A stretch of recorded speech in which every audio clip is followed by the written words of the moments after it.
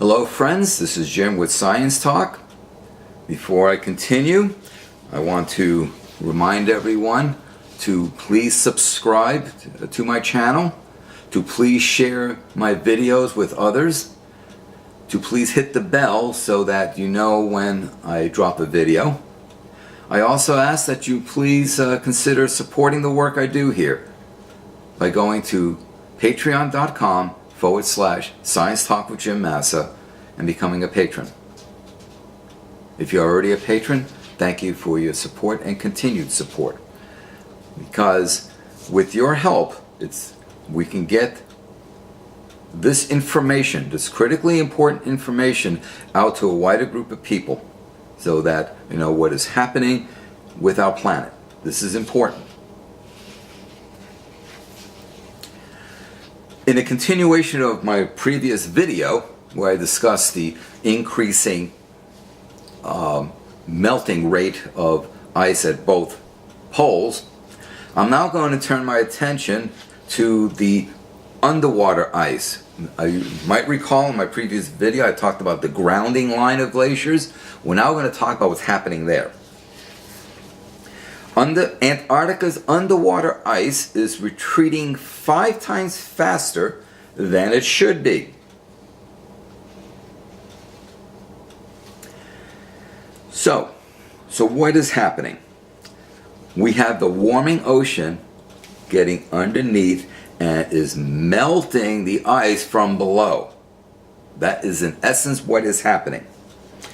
So in a study published in the April 2nd edition of the journal Nature Geoscience, ice is receding deep below 8 of Antarctica's largest glaciers at an alarming rate, roughly 5 times faster than it should be. And I mentioned this in the previous video.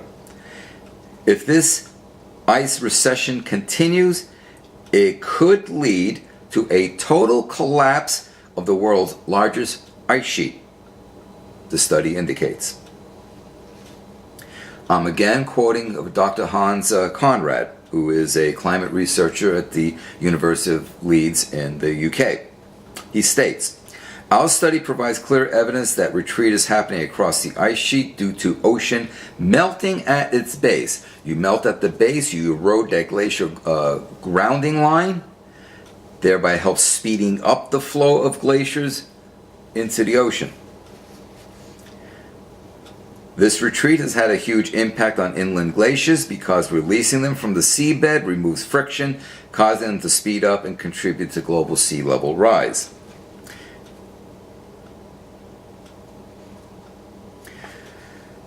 So, continuing on, they also used satellite imagery. They looked at basically 16,000 kilometers of Antarctic's coastline. It's about 10,000 miles. Dr. Conrad and his colleagues at the Center for Polar Observation and Modeling, that's the institute he is associated with at the University of Leeds. And what did they find? They've found that the grounding lines, which is basically, as I mentioned, it's where the ice kind of grounds itself down on the substrate. If you take a vertical line projecting it upward from the underwater edge where the glacier meets the solid ocean bedrock, on one side of this line, solid ice sheet sits on top of the ocean floor, and then on the other side, it's just falling over. It's melting away and falling into the ocean. The further inland a glacier's grounding line retreats, the faster inland ice can flow into the attached ice shelf, ultimately into the sea. That's basically, so we have the warming air temperatures causing some melting, but then we have the warming oceans, which then the warmer waters is eroding the ice from below. So this combination helps the ice relieve of the friction, flow more readily, and get into the sea unencumbered from the bedrock. And then it moves faster and it gets into the ocean, and then currents take the ice, move it into warmer latitudes where it melts. And that melting is how it contributes to raising the sea levels. Some grounding line retreat is expected in centuries following an ice age, the researchers write, but current levels are far outpacing normal melt rates. Typically, grounding lines should retreat about 25 meters a year. That's approximately 82, 83 feet or so. However, some of the regions they looked at, particularly in western Antarctica, have been receding up to 180 meters per year. That's basically 7 times the rate. In total, and by the way, 180 meters is about 600 feet. In total, the researchers found that between 2010 and 2016, warming ocean temperatures melted away about 1,463 square kilometers of underwater ice from Antarctica. That's about 565 square miles. Ironically, that's roughly the area of the city of London in the UK. So the researchers comment that further study of Antarctica's grounding lines is needed to understand why some regions of the continents are receding so drastically, while others not so much, if at all. So what we're seeing is we're losing ice from Greenland and from Antarctica. We're losing ice. Arctic Ocean ice, again, that's when seawater freezes. And by the way, when seawater freezes, there's a process called brine rejection. In other words, as the water freezes, the brine, the salt, does not freeze. It does not get incorporated into the ice itself. Rather, it's rejected into the water, so the salinity of the water will actually increase a bit.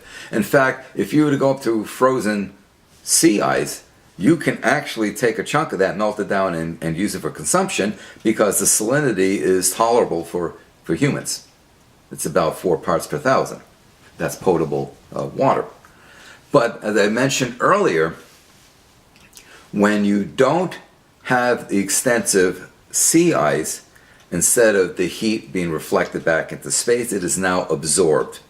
So you add warmth to the Arctic Ocean, and then when you look at the flow patterns in the Arctic Ocean and how it exits, the places where it exits out to communicate with the North Atlantic, basically water comes in from the Pacific side through the Bering and kind of goes out the Atlantic side. Well, now we have warmer water, and that warmer water is doing what to the grounding line of the Greenland ice sheet? That's right. It's warming it up. It's increasing the melting from below. So last 2 videos I discussed basically what's happening, that the ice on Greenland and Antarctica are melting much faster than previously thought, and that this is helping to increase sea levels, and that what they're looking at is the grounding line, and this is basically moving closer and closer to the coastline, which will then allow the ice behind it to move quicker, break off, get into the currents, get into warmer latitudes, melt, increase the levels. Thank you for your time.